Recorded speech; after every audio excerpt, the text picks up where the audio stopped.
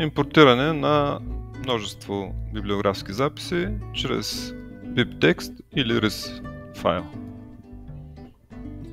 Импортирането става от профила на автора чрез бутонът импортиране на публикации. Предварително трябва да сте подготвили BibTeX или RIS файла, като го експортирате от например някой референс менеджер софтуер, като Zotero, Mendeley или EndNote, както и от платформите Orchid, Google Scholar. Можете да експортирате в BibTeX или RIS също така и от повечето сайтове на изданията, където е самата публикация.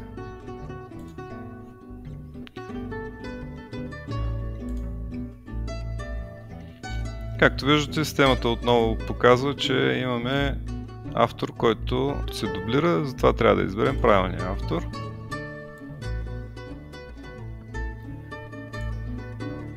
И ето ги импортираните записи.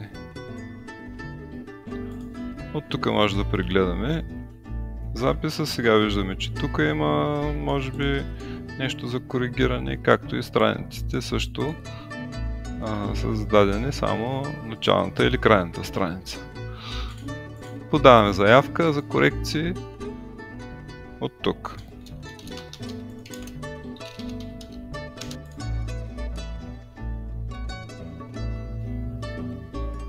Също така публикациите можем да видим и от профила на автора в менюто публикации.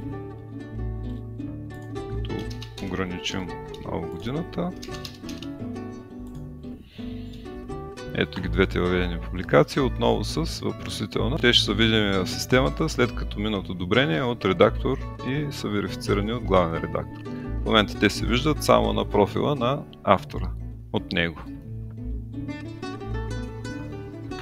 По същия начин става и импортирането